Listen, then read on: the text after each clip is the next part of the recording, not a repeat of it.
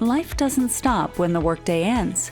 On True HR Beyond the Office, Shannon Clark Johnston tackles topics that affect our lives in and out of the workplace, with conversations on mental health, reinvention, self-empowerment, and more. We share actionable insights to inspire meaningful growth. Join us for candid insights and guidance to help you build resilience, create balance, and thrive with confidence in all areas of your life.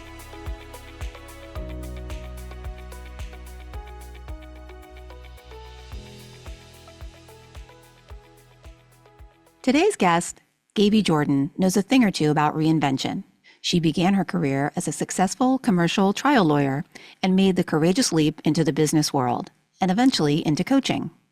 Today, she's the CEO of Source Elements Group and the founder of Human Better EDU, where she helps both executives and educators tap into their full potential. Gaby has trained leaders and teams for over 25 years, working with companies, universities, and institutions like MIT, Stanford, NYU, and Columbia. Her approach is grounded in accountability, communication, and human connection, and it's helping organizations transform how they work together. Welcome, Gaby. Thank you so much. Delighted to be here. So glad to have you. You have such an interesting background, and I was hoping we could start there, really just talking about, you're a lawyer, you're a coach now. I'm sure there's a lot in between. How did that happen? How did you get this itch to leave that life? So I practiced law, as you mentioned, for 15 years, commercial civil litigator. I wanted to be a lawyer from when I was 8 years old. So this was not like a flash in the pan. I really did decide, when I was 8, for funny reasons, but Right. I loved Right. Perry Mason. And that was one. And I really did want to defend the underdog, right? That was when I originally started that, when I was dreaming about it. And I actually, for a civil litigator, as opposed to a prosecutor, I had 15 trials over the course of my time. Yeah. And that is a decent number when you're not a DA, public defender, et cetera. But I also didn't want to spend the rest of my life arguing over documents. And a lot of litigation is that. It wasn't like Perry Mason. It wasn't really like the Perry Mason. When you're on trial, great, except your life is hell when you're on trial. Like you just all consuming. Yeah. And I just thought, what I spend a lot of time doing is that part of it. And that wasn't really what I wanted to do for the rest of my life. And I had been coaching and training while I was a lawyer, not a coaching company, but I was doing transformational work as a lawyer. And one of the companies that I was talking to about what they do was one that did work in companies. And while I was talking to them, a friend of mine who was I was a seminar leader. There was someone who was a seminar leader who was also the president of a company. And he said, "Oh, well, if you're talking to them, you've got to come talk to us." I said, "Talk to you? I don't even know what you do." I knew nothing. It was direct marketing. I knew nothing about direct marketing, nothing. Nor did I particularly have an interest. But the thing that was inspiring to me is that the people loved what they did, but they loved the company was founded on people really being empowered. And they knew that if they took care of their people and people were happy, they would produce great results. So there's a through thread in the things that I've done. And so I got interested. I mean, funny story, right? When I interviewed, they're like, first of all, I went there for what I thought was going to be an hour, right? Like I had a conversation. I didn't know. He said, "Oh, talk to this one. She'll tell you." So I spoke to the EVP. She said, "Why don't you come in?" I went to New Jersey. I live in New York City. I went to New Jersey. I figured, all right, I'll be there for an hour. I was there for 5 hours. Wow. I met 30 people. I interviewed with 10. And I was like, there seems to be something here. And then I spoke to my friend and he goes, "Oh, everybody really loved you, but we're not going to hire you." I said, "Really? Why not?" What? "Well, we think you're overqualified." Yeah. Like, all right, let's talk. Anyway, I did wind up working there and I worked there for 3.5 years. But then when I left there, I decided, and I was going to do real estate investing. I did not have my sights set on coaching. I was doing that on the side. Right. And I was approached by two founders of a company who said, and who they knew me from the work that I had done elsewhere. And they said, would you join us? In a And I coaching said, practice. in a coaching practice, Mm-hmm. and coaching executives. Mm-hmm. And I said, yes. And then when I got there, they said, would you run our education division as well? Which is how I also got into education. Ah, okay. And then, but you could see along the way the different paths. And that's interesting because I would not consider myself someone who takes a lot of risks. Well, I was going to ask you about that. What kind of fears did you have about this, getting into coaching? I mean, I do think most coaches that I've met who are successful, there is a through line in their lives and their careers where they always sort of maybe on the side or as part of their job, they were coaching. Mm-hmm. But here you are. I mean, this is a huge change. What kind of fears did you have at that time? And as you got off the ground with it? I had fears. Yeah. Because I didn't know. I mean, the biggest leap was from being a lawyer to going to direct marketing. Yeah, like that's not common. Like what? Right. But it was about being inspired about a new opportunity. Yeah. I had opportunities, I left the practice and I had other law firms who wanted to interview me, who knew me, right? Mm-hmm. They, either they were co-counsel and they wanted me to come work on their practice, and I was like, I could not pretend I cared. You were over it. Done. Yeah.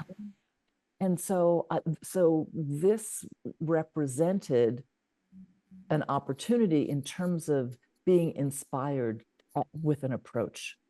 Mm-hmm. And a lot of the people who worked in that company had experience in the transformation world, if you will, though they weren't doing it professionally, but their mindset was empowering people, taking care of people, being, really caring about your people. And we cared about our vendors' people. Yeah. Right? So we would go with, right. So that it was that, and the fact that so many people were really happy with what they were doing, having frankly little to do with the substance of what they were doing, but as right. people, right? And knowing there is something that happens, which is, of course, fast forward to today, what we tell people, what we coach people in really creating an environment where people can work well together, where they know that they're cared for, it's not just about quote unquote work, right? But it has an exponential impact on work.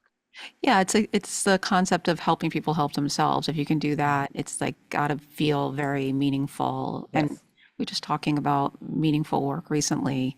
That's really what everybody wants. They want to feel like they have an impact, that they have meaning. And when you're helping empower people, I would imagine they feel that.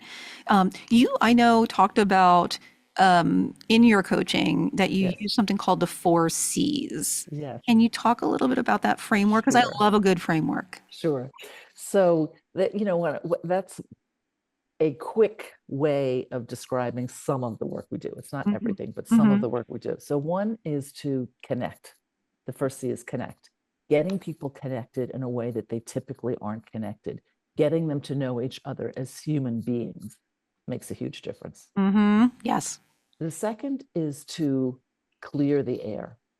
People have things that happen between them, things that they haven't said, things that they're concerned about, feelings got hurt, and they don't do anything about it. And then it sits and festers. It never gets better.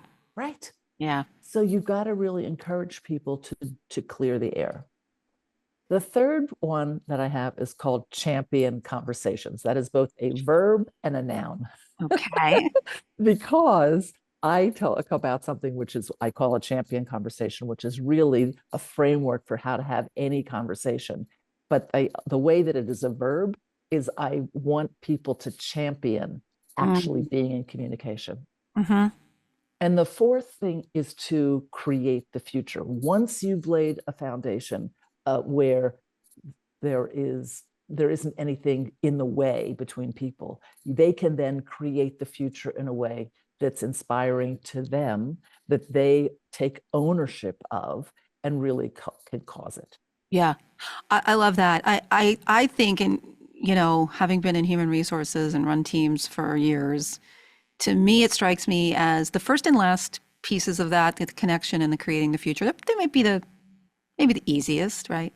That clear the air. I definitely want to dig into that with you a little bit, and also the champion conversations. Clearing the air. Walk me through how that looks with teams, and maybe if you can share a story of success or not about how that is, because it sounds easier said than done. Yes. It's something that what happens when people have upsets, if they don't deal with them, one, they only grow bigger. I have a colleague who likes to say, like mold in Florida. In your head, right? If it doesn't get cleared out, it actually takes up real estate in your brain. Yeah. And then the other thing that it causes is gossip.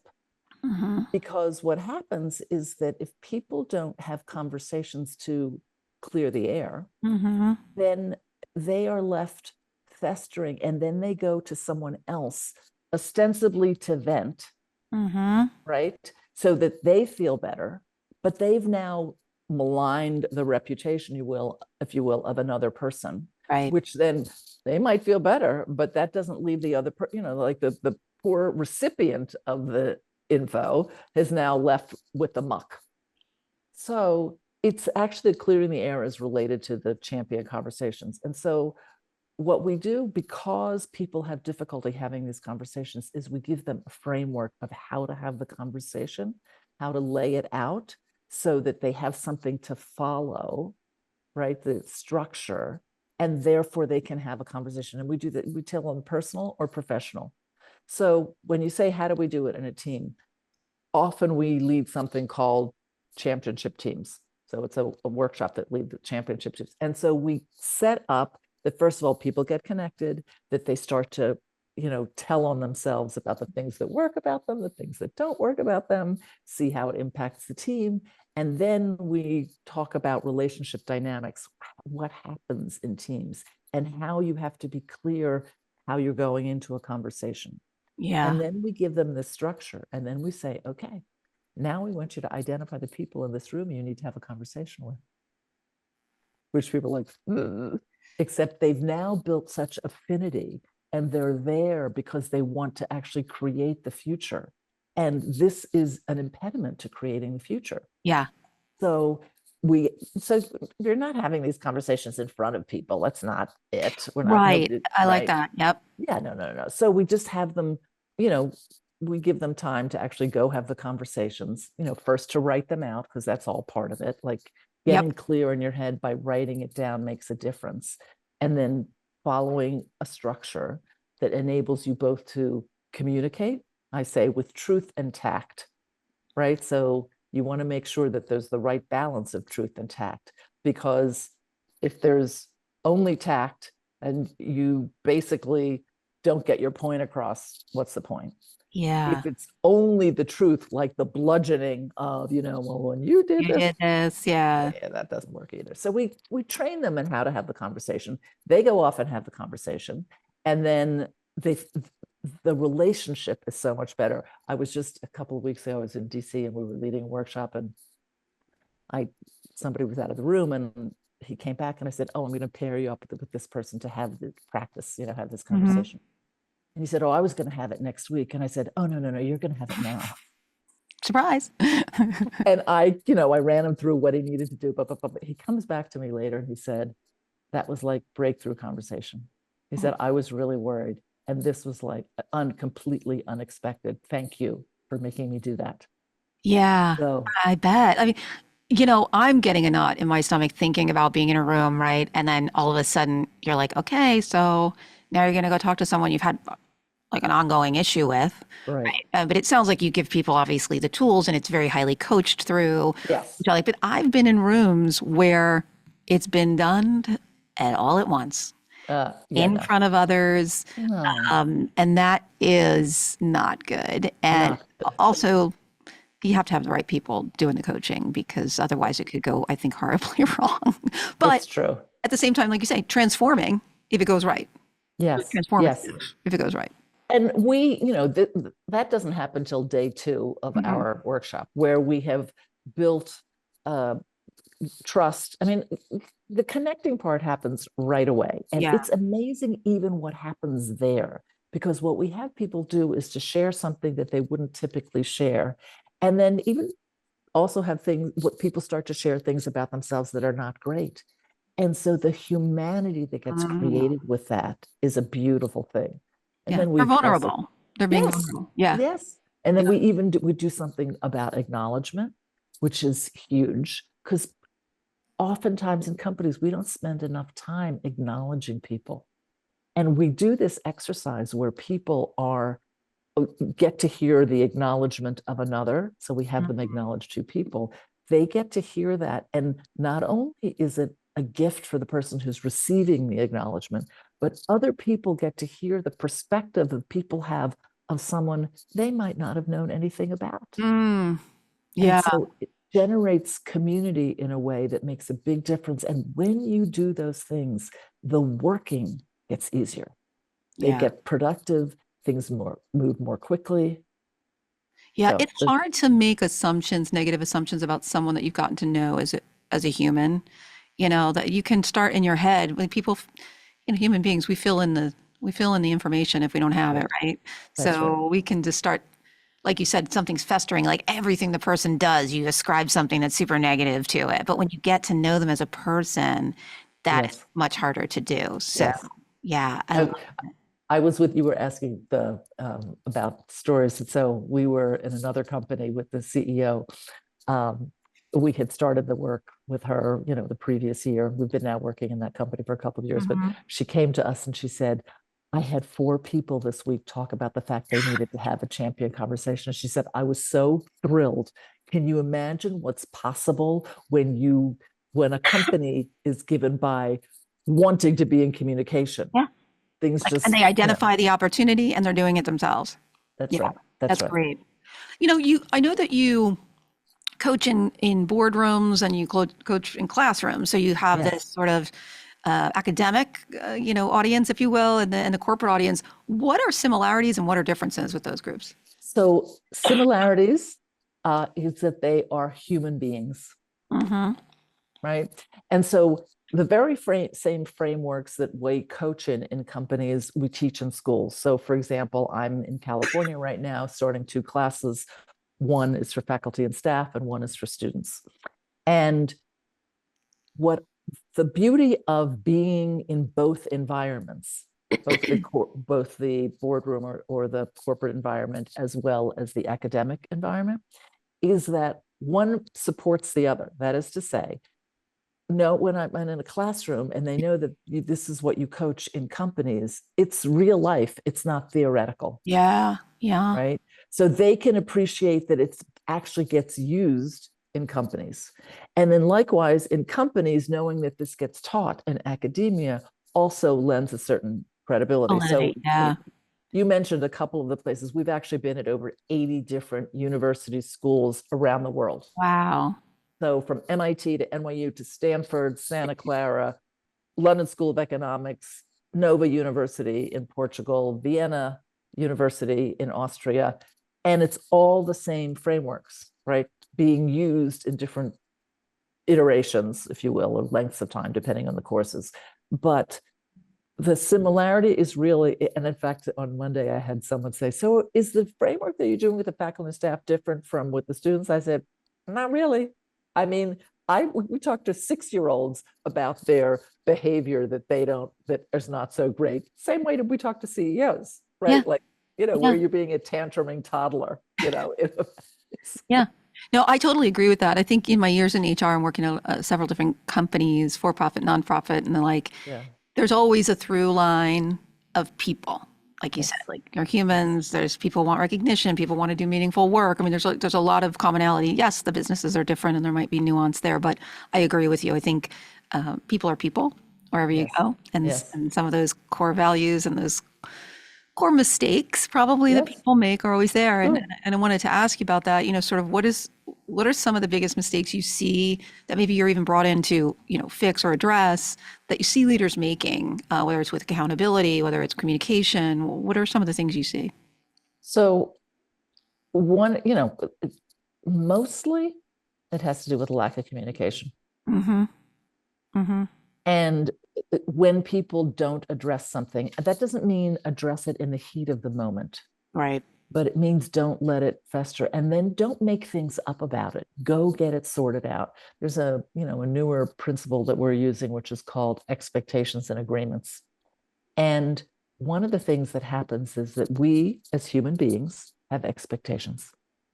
Those expectations lead to two negative things. One is it happens, whatever you expected happens, and it's like, okay, what? No big deal. It's what I expected. Or it doesn't happen, and then you get disappointed. And so there's an opportunity to convert something from an expectation into an agreement simply by communicating. And that's often what we don't do. Mm-hmm. So that's one. And then as it relates to accountability, not really holding someone to account, even when we have the framework, the champion conversation framework, the last element of it is accountability. Mm-hmm. Because it's not about dumping. It's not about getting something on your chest. It's about building a beautiful relationship. So if you come to agreements with someone and they don't hold up their end of the bargain, it's not even necessarily malicious. It's just like people don't change that fast. And so the same person who got into this situation may have forgotten that you agreed. And so you need to remind them, right, this is what we agreed to. Oh, right. Okay. So then you're a step ahead of the game. So those are a couple of things that people don't do, which is communicate and hold people to account for themselves. Yeah, I think accountability is always at the top of my list in a culture. If people aren't held accountable, you can usually see it pretty easily in the culture. No, I really agree with you. I know that you have a success story around Vogue, and I want to hear about that. Also, is there ever been a time where you have gone into an organization or an institution and you're like, I can't fix this. There's something really going on here that is beyond what we're doing. Leadership who doesn't want to agree to things or isn't seeing whatever it may be. Have you ever encountered that? So I will say that the challenging times are when people are not bought in. Yeah. Okay. And when all they do is point the fingers and don't look at themselves. And another funny story, recently in an academic institution, I was brought in to resolve an issue with two leaders. And then I was also doing this wider team workshop. And at the outset, there was resistance because they really didn't think that, why are they there doing this workshop when it's really this issue over It's here? their issue. Yeah.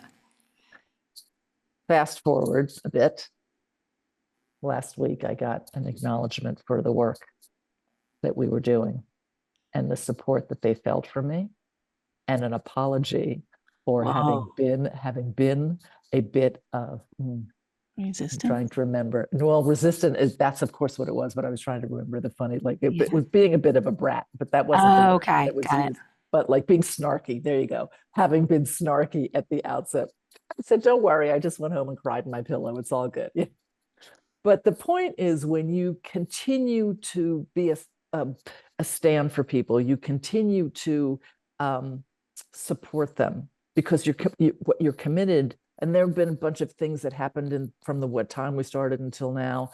But when you can continue to keep your eye on the prize of resolution, communication, creation, that makes a huge difference. Yeah. And those are the things that really make a difference. Yeah. Yeah. I hear that. And I'm sure you help address more times than you can't. But I think in my time, I've seen some broken teams that are very, very difficult. That I'm not sure any coach could help. And sometimes they're the wrong people there, right? Yeah. So one of the things that happens is that doing the work actually brings a recognition that no, these are not the people you need on the bus. That's right. And then, sometimes people leave of Self-select. their own volition, or self-select, or they actually are asked to leave because they're not in the game of what the Yeah. team is trying to create. And that, I will say, is not even a bad thing. Yeah. It's valuable to have the recognition and then move on, because people don't want to be unhappy, That's right. right? So they don't want to suck at what they're doing. Yep. No. So that's, even as you well know, in terms of running HR, like, sometimes you're actually helping people Yeah. when you put them out of their misery, right? Yeah. In the moment, it might feel like ripping off the Band-Aid, but it actually is healing both for them and for the organization. I totally agree. I've always said, I think in all the years I've been in HR, I've never heard back from someone. Yes, it may felt ugly in the moment, whether we had to terminate or they left on bad terms for some reason. Always they come back with, you know what? I moved on to something bigger and better for myself. And so you're right. Nobody wants to come to work every day and suck. Nobody does. So I would imagine what I'm hearing is probably on more than one occasion after you leave in these interventions, there could be some changes made because some things come up to the surface that maybe weren't Sometimes it happens while we're there. really. Right? Oh, yeah. Oh, There wow. was one instance where somebody was actually let go in the midst of a workshop, Stop and it. that was a first. That was a first. Wha- And what the person said was, "Your process works, and thank you," because the way that was done was with such respect Yeah. that it was an easy, and then they continued. That person, it was a away retreat, offsite, if you will. Yeah. That person continued to interact with the people and was going to do, consulting with them, whatever. But still, Wow. it was brought. And so sometimes that also happens. And you've got to, one of the things about being with a coach is that you've got to go with the flow, Mhm. when I think I told you about the other one in the academic institution. I was like day 3, and it looked like there was going to be a mutiny, and I'm like, okay, we could just stop this now, except I'm committed that you get the value. So Right. and then we went on and we did, and they created something beautiful together. It was amazing. So Amazing. it's, it just, you need to be able to dance with it all. Yeah, for sure, for sure. Well, I'd love to, we're going to start to close, but I'd love to hear a success story from you. And I mentioned Vogue. You don't have to use Vogue if you have, I'm sure you have Yeah. more, probably have many success stories, but tell me a little bit about how this process has worked. Sure. So that is one. And a more recent one is a company was um, being sold. But they were 25% behind their target. Mm-hmm. And it was September. And they had to make up that target because it was going to impact the purchase price. Oh, wow. And it was a $2 billion company. Okay. And you had people all over the world. They were not on one, was a large chemical company. And they did it in that period of time. They made up that 25%, and they After could you be got sold for together more. and sort of had, Yes, after we did the work that we did. After we did the work, and it was about, and we didn't focus on their sales. So it was not about, yeah, oh, this was you need to do for sales. No, we got people connected and knowing each other in a way that they hadn't before, and yeah, caring. And things, I mean, I hate to say it was kind of like, when I say magic, I just mean it was things that came in that they didn't even anticipate. They weren't even looking. However, there was a synergy that got created with the company that then had them be able to be successful. yeah, And yeah, that's what happens. And it is, I continue to be pleased and, like, yes. yeah. That's No, one example. I think that's really important because often leaders will go right to the bottom line. They'll go to the That's right. finances, they'll go to the process. And if you don't have buy-in and you don't have alignment and you don't have people feeling valued and all of those things, you can talk about that all day long, but That's right. you can't make that happen. I think that's great. I'd love to also get from you before we close, what is one or two simple things in terms of a mindset shift that leaders can make, if they really want to improve trust, they want to improve collaboration, they want to work together as you've described, what are just a couple simple things they could do? Well, one is for them not to think that they have to do it on their own. Mm. Their own vulnerability, and I don't mean drama, but I mean acknowledging what is there, what they see, making sure that their side of the street is clear, if you will, that they actually have the conversations they need to be having. That starts to develop intimacy and connectedness in a way that they can rally the people together. So I would say one is start telling the truth to yourself and to others. Be willing to not be the only one that has to do it. That's two. Be willing not to be the only one who has to do it, and start having those conversations. Yeah. I love that you use the word intimacy because, obviously people, I think, associate that romantically. Right. But I think that's really important because you are talking about getting to know people, getting to the core of who people are. And we don't talk about that a lot in, the corporate space or the academic space. Right. I really like that. Yeah, very, very impactful. So I could talk to you longer, but I'm going to wrap up. But I'd love to, if you can tell people where they can get in touch with you. Sure. You can find me. One is LinkedIn, easy peasy, Gaby Jordan, Gaby Jordan.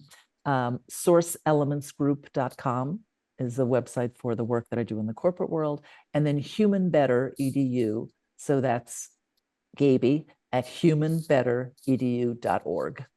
So that's another way. I love when I met you, you said Gaby, like baby, but with a G. Exactly. But I've never forgotten it. So now I know. Right. It was great talking to you. Lots of really interesting insights. And I really appreciate you being on. Absolutely. My complete pleasure. Thanks so much. Thanks, everybody. We're out. Thanks for tuning in to True HR Beyond the Office. We hope today's episode inspired new ways for you to find fulfillment and purpose in your personal and professional life. If you found value in our conversation, let's keep it going. Follow us on social media and visit us at ShannonClarkJohnston.com to explore free tools, resources, and more about our speaking, coaching, and consulting services.